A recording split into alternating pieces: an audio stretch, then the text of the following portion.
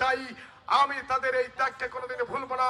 তাদেরকে আমি অবশ্যই, আমি যদি এমপি হই তাদের প্রতি কৃতজ্ঞ থাকবো, অবশ্যই কৃতজ্ঞ থাকবো।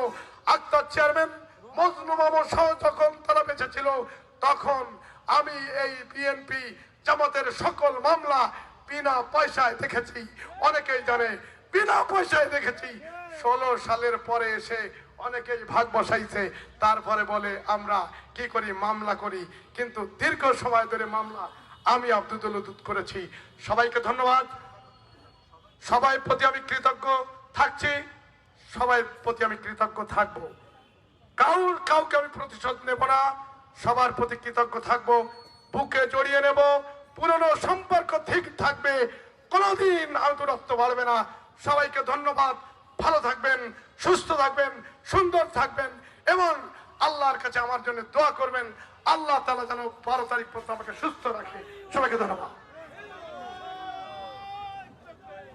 সংগ্রামী উপস্থিতি, এই পর্যায়ে সভাপতির বক্তব্য রাখছেন খান রাজাউল করিম।